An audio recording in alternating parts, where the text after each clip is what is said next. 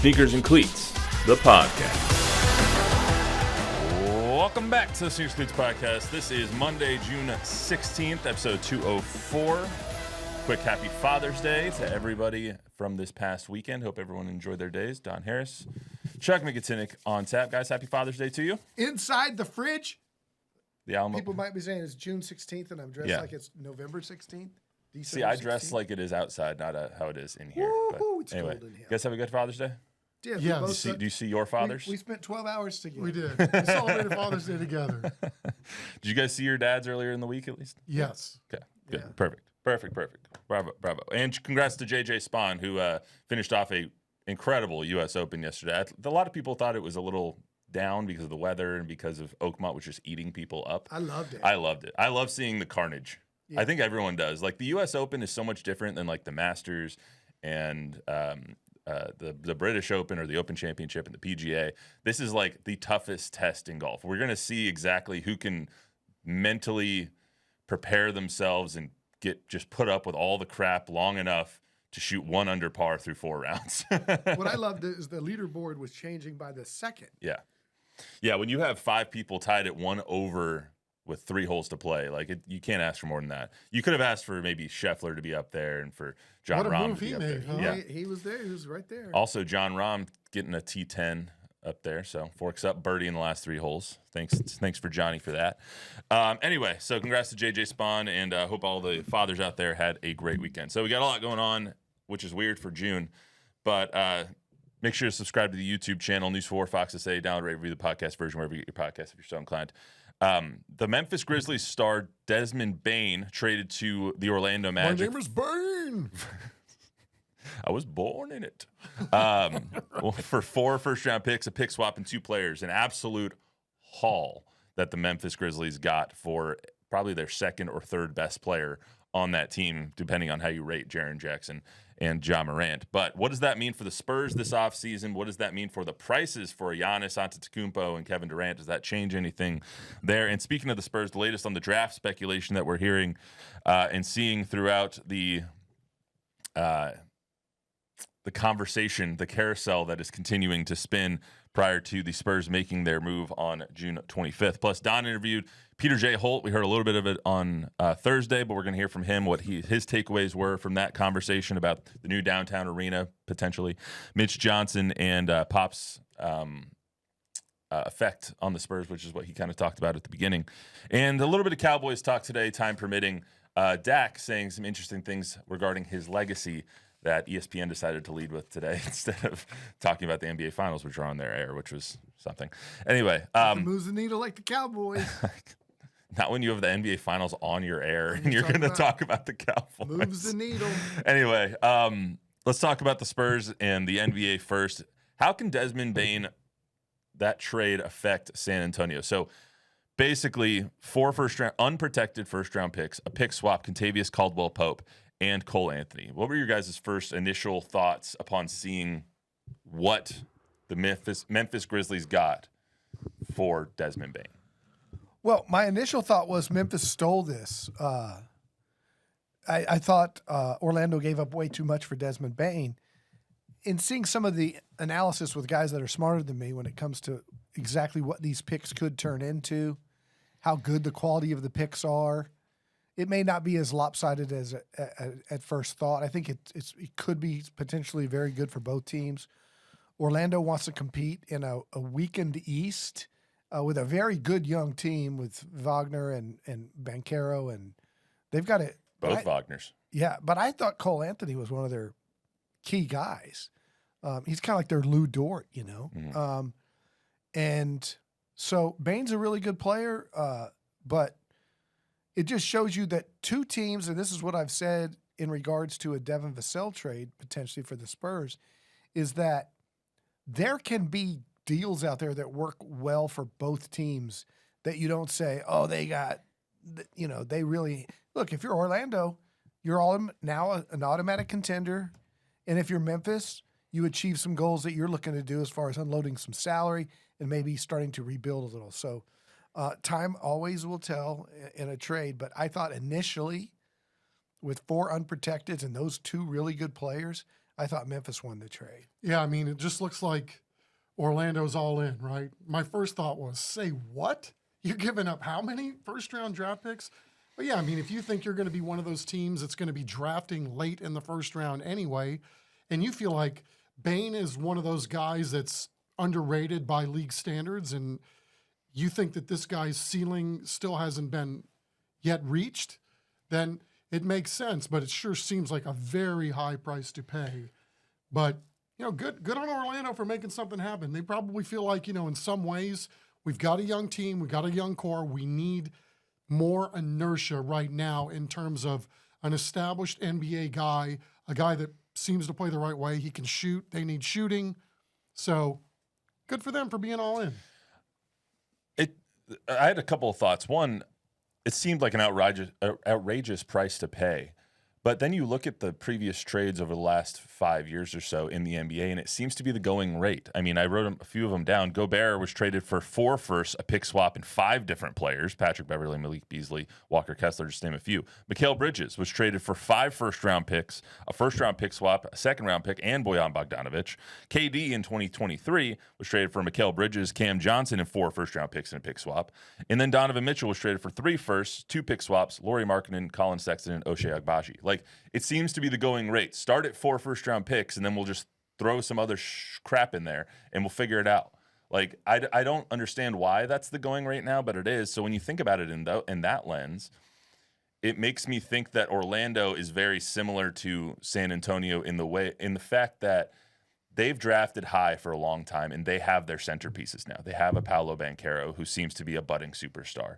They have Jalen Suggs, who seems to be their point guard of the future. They have Franz and Mo Wagner, who are, 1A and 1B when it comes to helping that team win. They dealt with so many injuries this year that them making the playoffs and getting to where they did was an achievement in and of itself, even though they ran into the Boston Celtics.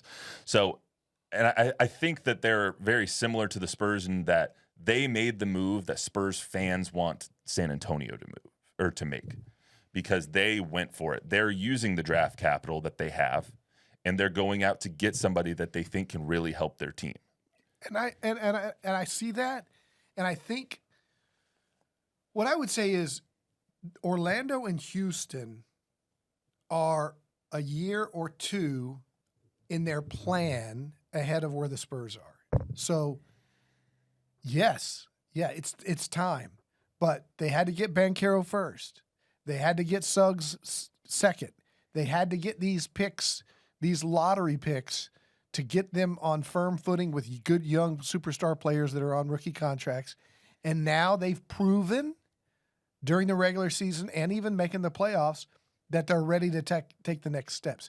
The Spurs, to Brian, I don't know, that have proved, although I think the addition of Fox shows they're ready to take the next step. I don't know if it's the same when you can get a 26-year-old in Bane compared to a 36-year-old in KD. I don't think the Spurs are opposed to getting Kevin Durant, but they're only going to do it if it falls in their lap like Fox did. They're only going to do it if it makes absolute perfect sense. You could also look at these 2 trades, the two trades I refer to as DeAaron Fox and Desmond Bane, as similar in terms of taking a leap forward, because Fox is a better player, and the Spurs gave up way less.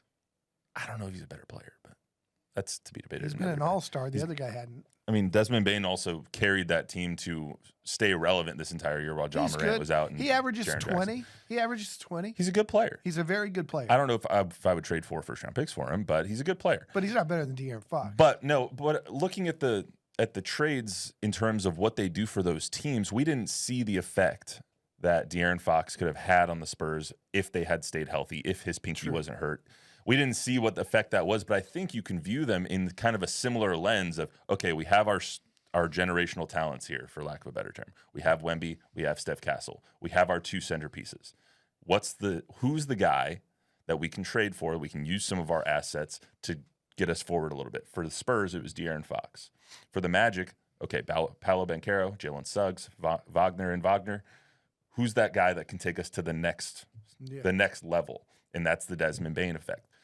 I think where frustration is for the Spurs is you see that you have 17 second-round picks and you have 12 firsts, including the pick swaps over the next, 7 or 8 years, and none of those are being used again. They're not taking those assets and using them to trade again for another Desmond Bane-ish type person. So, and I think that's where the frustration is everyone sees the potential for the Spurs, but they want you to get there faster. Yeah, and look, I get it, but you don't want to mortgage the future for the present, and you don't want to pay a 38 and 39-year-old Kevin Durant $60 million. If you got Harper coming in, you don't know. Like Harper, Fox, Castle, Wemby could be enough to take a significant leap forward where you don't have to spend all that capital just yet until you're ready to pounce maybe at the All-Star break or when something, really comes your way. Like I said, if Durant leveraged it and said, I'm only going to San Antonio like Fox was doing and had, Rich Paul doing what he did, and it's like, then, okay, yeah, we're not opposed to Kevin Durant. Like, we would take him, but we're not going to give up what apparently the Suns are asking for in either number 2 or Castle as being a part of the deal. Like, if it was 14 and Vassell and Barnes and maybe even Sohan, okay, yeah. And would Kevin Durant settle for $30 million in year 2 on an extension so that it doesn't kill us? I don't know. Chris Paul came here for $11 million. So if that was to work, great. But they're not going to force it. And I don't think they should. Chuck, do you think it East and West teams view it differently? Do you think if the Spurs were in the East, this is a complete hypothetical, if the Spurs were in the East, that they would be more inclined to go for it a little bit quicker because of the talent disparity in the two conferences? I don't know, because it's really hard to kind of factor that in for me, only because, we really don't know what they have, right? You can say, well, if this guy was healthy, this guy was healthy. If we had all the pieces the whole year, then this is what we would have been. Until you actually see it with your own 2 eyes, it's really kind of hard to know where they're at. However, getting back to the Kevin Durant point, there's no way I would give up 4 first-round picks for Kevin Durant. I don't think any of us sitting here would, no. Right? I would be opposed to extending him. If you could get him on a 1-year rental to help bridge the gap for 1 year and then see where the chips fall after the first year, great. But I don't think they're going to start moving some of these pieces to bring in somebody like Kevin Durant unless it's exactly the way Don put it, which is they're not going to be forced to do anything, just like they weren't forced to do anything up to this point. The Magic aren't the Spurs. No team in the league is like the Spurs. If anybody's going to be doing the fleecing, it'll be the Spurs doing the fleecing because they've maneuvered the chessboard in such a way that they have a myriad of options on how they want to play this. Now, let's just use this as a hypothetical. Let's say Maxey from Philadelphia was up for grabs. Would you trade 4 future first-round picks for that guy? I would. I know Don's answer. Right? I think most people would go, this guy's going to make us infinitely better. This guy is an elite level talent, and now, what's going on in Memphis? They got a couple of nice pieces there too. If it looks like Memphis is literally blowing this up, wouldn't you like to have Ja Morant on your team? Wouldn't you like to have Jaren Jackson Jr. on your team? Right? All right, I'll just say it. I want Jaren Jackson Jr. He has ties to San Antonio too. So, right. And then with Ja, he might be the one guy give up. So really, maybe hot with take. Ja. Ja's one of those guys. I know I would. I'd pay money to watch that guy go play ball because he's damn good and he's fun to watch. And I don't know how it would fit. Again, we're just spitballing here, but where guys are in their career, a Durant and a Giannis are here. We have to assume that they've reached their ceiling at this point. Bane, you're not sure. So you're having to pay for what you think Bane could be in your operation. You know what you're going to get in Durant. You know what you're going to get in Giannis.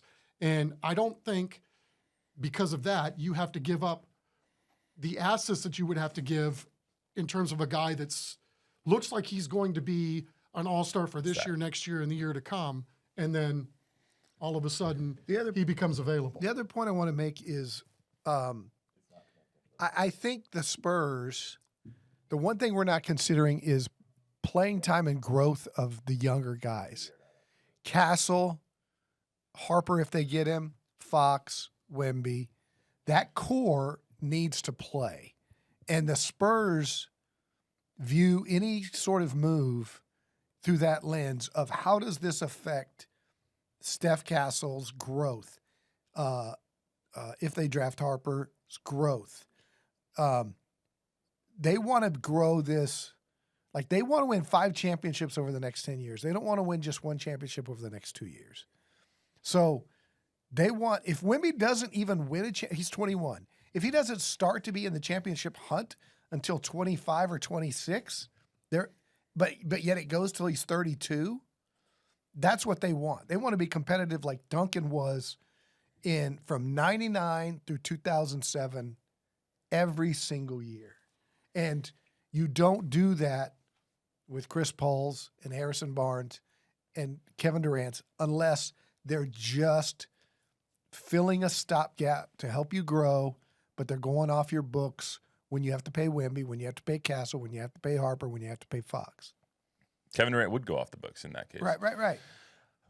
Now that we brought up Jaren Jackson, if Memphis is blowing it up, and we don't know what Memphis is doing right now, maybe they were just offered something they couldn't refuse, and they see their future mainly around Ja Morant and Jaren Jackson Jr. We have no idea. But if they decide to blow it up, Ja Morant has been unhealthy for the last, he hasn't played in 75% of his games. Can we just eliminate Ja Morant? He does not fit the Spurs culture. No. I'm not. They wouldn't let him within 100 miles of the practice. No. I wasn't going to say Ja Morant. I was just saying that there's reason to believe that Memphis could blow it up. And get 100%. And get hauls for all of their players. What would you trade as the Spurs for Jaren Jackson Jr.? Because he's the guy that I would want off of that team. I think he's the guy that most people would want off of that team. And I think that would look something similar to what we saw a Rudy Gobert trade for: 5 firsts, 3 players, Devin Vassell, Harrison Barnes, KJ, Jeremy Sohan, 5 firsts and maybe. Or 4 firsts and number 2 this year. The big question is, would you give up 2 or Castle? Because that's what they're going to ask for first. Yes.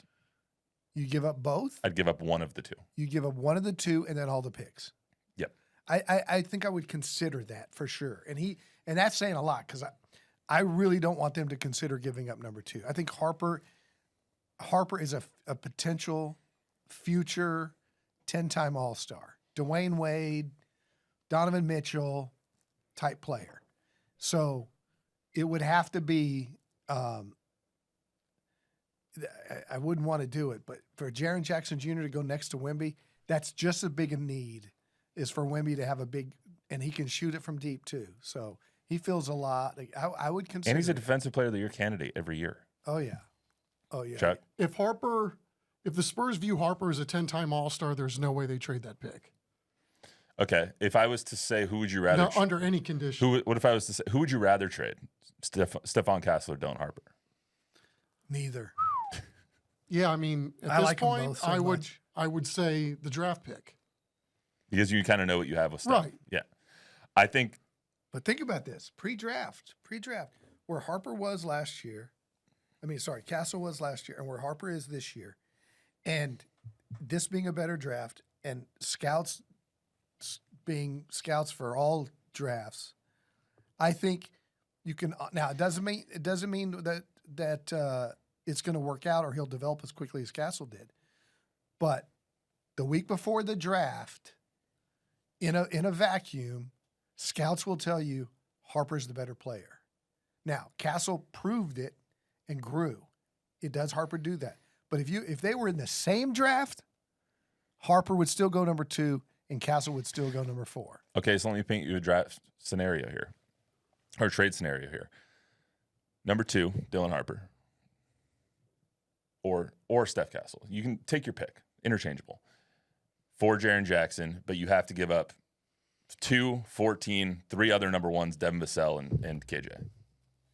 For Jaren Jackson. 2, 14. 2, 14, 3 other number 1s, throw in a couple of second-round picks, and Devin Vassell and KJ.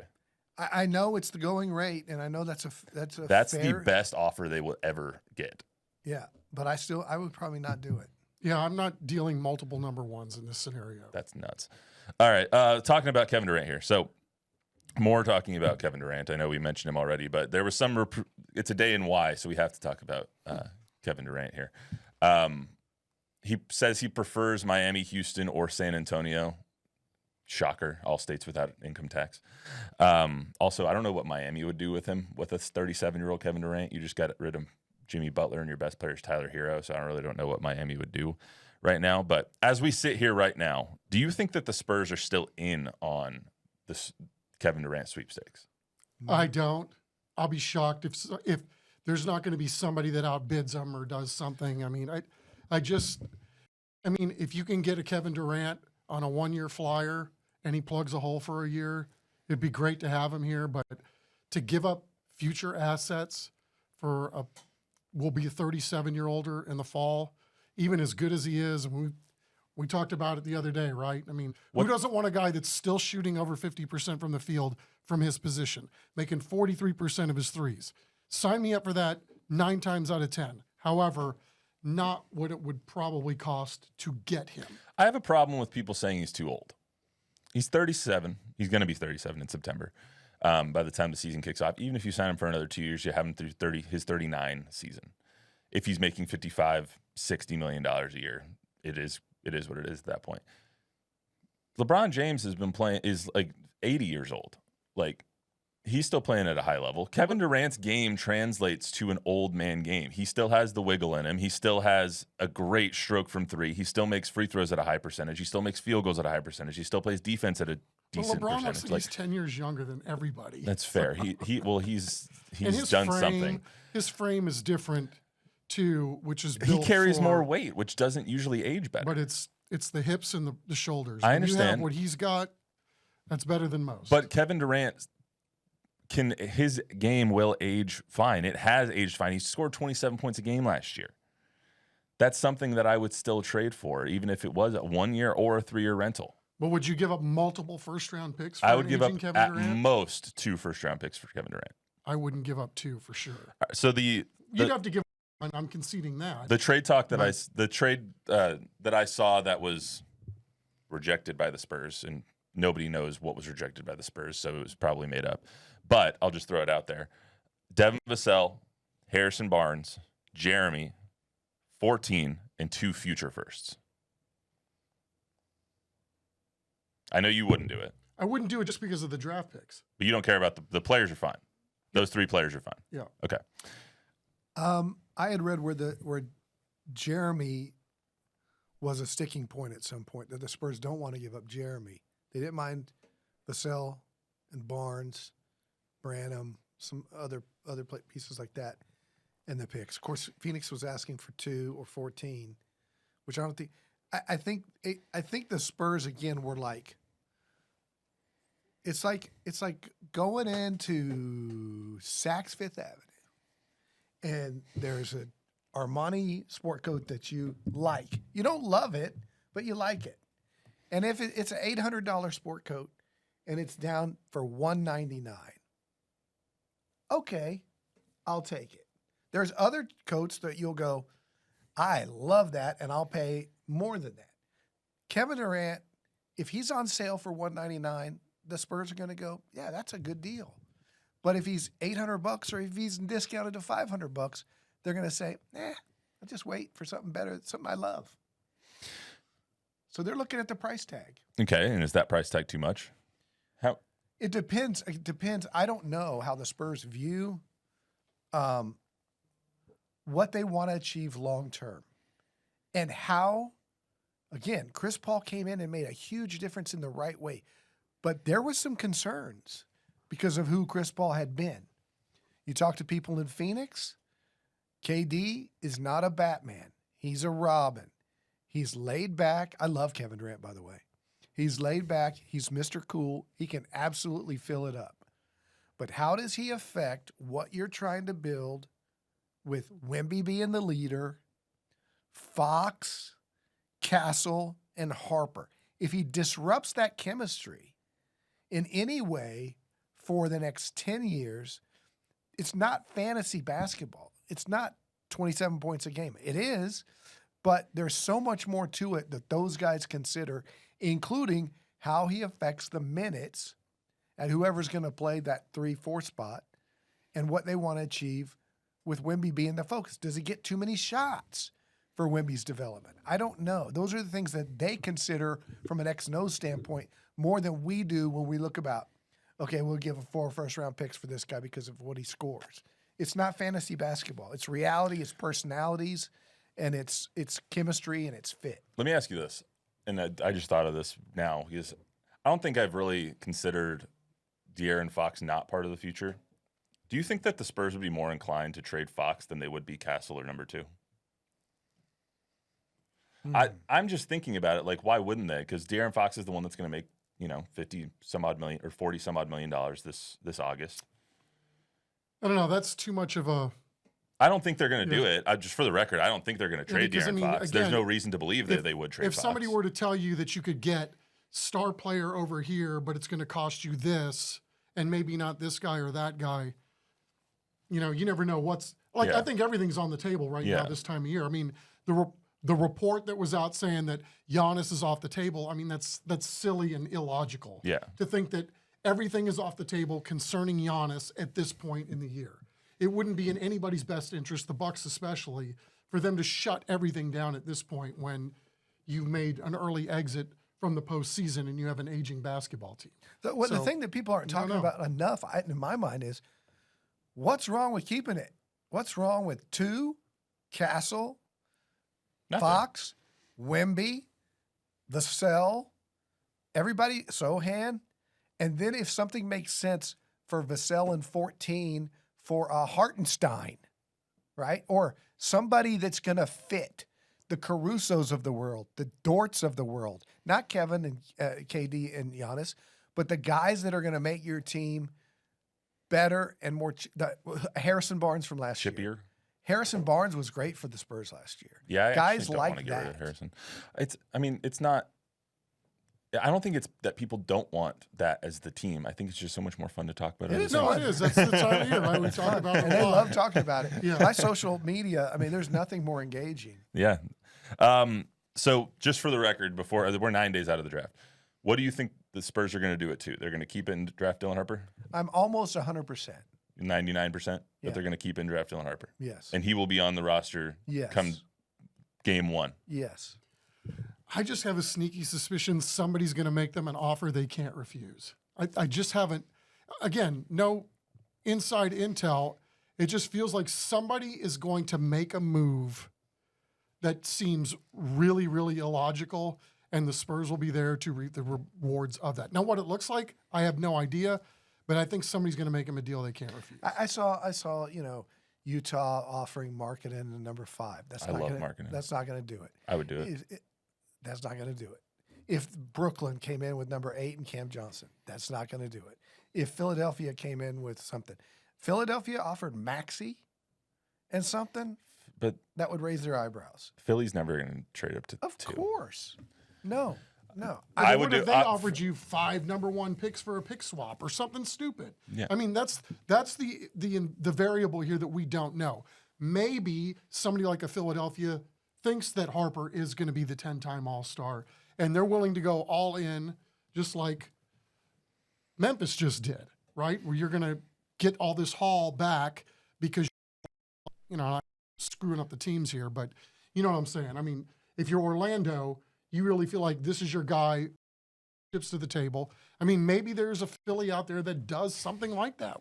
We don't know. I think the Spurs see Harper as their guy, and they're not going to move off it. I love the. Sorry. Imagine if Michael Jordan at 3 to the Bulls. If You somebody, keep using the scenario. It's not the same thing. I know, but imagine if somebody wanted to trade up. You're calling Dylan Harper Michael No, I'm Jordan not. here. We don't know. The only 2 similar things about Michael Jordan and Dylan Harper is that Ron Harper is somehow Mike. connected to both. Yeah. Okay. We don't know. I think that the Spurs draft Dylan Harper and somehow trade up from 14 to grab Kon Canipella or Mikhail Malawach. Cayman Malawach. That's good. Sorry. I like That's that. what I think will happen. I don't.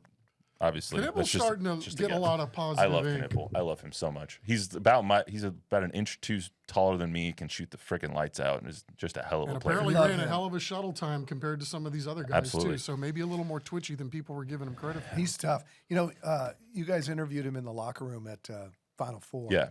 And I loved his seriousness. Mhm. He was a mature kid. And I went and saw him at Duke last year in November, and the kid that played in the Final Four was 15 pounds heavier, muscular, and a lot big. He's bigger than people think. And he's young. I mean, Yeah. Apparently, he's got a brother that can play too. So there's some puppies at home. His mom was a star. They got 2 Knipples. It's when you have 3 that, you know. That's when we're concerned. I'm also just really, I'm laughing here. We're going off topic, but The big man in the middle. I think it's really funny also that everybody who's watching today got a sight of Grizzly Adams, Michael Seifert walking through the camera to try and fix our streaming over here. So anyway, that's our esteemed colleague. Yes, Can't do it without him. Yep. All right, let's talk about your sit down with Peter J. Holt real quick. We're not going to get to the Cowboys thing because we went a little too long on the Kevin Durant stuff. Basically, you got to sit down with Peter J. Holt, the chairman, CEO of Spurs Sports and Entertainment. Tell me the top 3 things you learned in that 30-some-odd minute conversation, plus your guys' off-camera combos. Well, I don't think I was surprised by anything, but I was glad to hear him say out loud that the Spurs were willing to pay hundreds of millions of dollars for their share of it. That this is not I tell you what I did learn. I learned a lot about the Oklahoma City project, and that their arena is not as old as the Spurs, and yet they've already voted and they're starting construction, and they did a hard sales tax that the citizens of Oklahoma City are going to pay for 90% of this arena. $850 million of the $1 billion cost is going to be from this 1 cent sales tax, whatever it is, for 6 years, and that the Thunder are only going to pay $150 million of the billion, 85 to 15. Percent. Yeah, percent. And the Spurs, from what Peter intimated, are more likely to be willing to pay 33% or more. And so I think if that message was out there clearer, they might have more support. I also sense that they're not worried about what the polling shows so far, that they haven't even began their campaign. I learned that he's very confident that when the details are presented to the public, that the public will understand and choose to do it. I wouldn't say he's overconfident, but I think he's confident. So I guess those are the things that I learned, that he's cool with Wemby being a monk for now. You see the kung fu he was doing on his Instagram? Yeah. And he's all in on Mitch. And he loves Mitch. So I don't know if there's anything I learned surprising. Chuck, I consider you a skeptic of Project Marvel and of the new arena. Was there?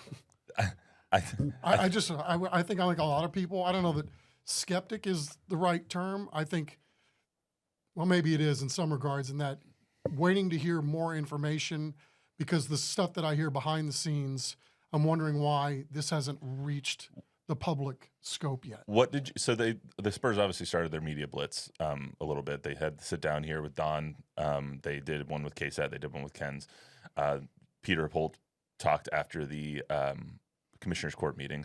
And these are the first times he has actually done so in this entire lead up to Project Marvel in the arena talk. So is there anything what have you wanted to hear that you have not heard? All the terms. I want to know what exactly we're going to be seeing in the fall, and why the rush? Why are we doing it so quickly? There are questions I think a lot of people have. I mean, we're talking about having to go to vote for something that's going to look like a tax in the fall or multiple taxes, and we still don't know all the details yet. Yeah, that's what he said. Then I asked him about that, and he said it should be coming in the next 30 to 45 days. They're waiting on the city for some of that information. And I'll quote him. He said, when the voters go to the polls, they will have had multiple town halls, multiple forums, multiple meetings where they will see clearly on the ballot exactly what is what pays for what, how much is each, and who pays for each. And then it'll be for them to decide. Do you think that after that conversation, after a little bit of the clarity that Peter J. Holt has brought over the past week and a half on our air and over the other competitors, do you think that there's more clarity and belief that this isn't all just, lip service from? Not yet. Okay. No. But I think they have the potential. It has the potential to. I was in listening to him, I was thinking in my head, if more people heard this, and I take him at his word for being authentic, and it's true, then I think the transparency that I felt was new and refreshing. And I asked him straight up, dude, from the very beginning, this thing's named Project Marvel because it was clandestine in City Hall meetings and behind closed doors with the city manager, and only the city manager and the mayor knew about it when they first started talking about that. And I asked him, did the air of secrecy surrounding all of this, do you think hurt the campaign? Because people are saying they're telling us they're doing something we don't know about. They're keeping something from us. Mm-hmm. And he said, I don't know if that's affected it, but I do know this. By the time you go to cast your ballot, you'll know every detail. So, I mean, that's just... We'll take him at his word.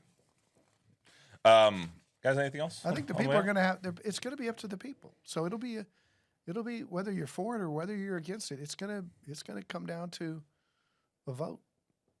Although me and Chuck both have wondered if they're already tearing down the Institute of Texan Cultures. Has it already been decided? They just needed a new parking lot regardless. Maybe we're all going to learn something that we should have known already. All right, well, that's all we got for you today on the Sneakers and Cleats podcast. Now, rate, review, subscribe, to a 5-star rating, tell a friend, tell an enemy. We will be back on Thursday. By then, I'm sure there will be 10 more KD rumors we can talk about, so we'll see you then. Yeah.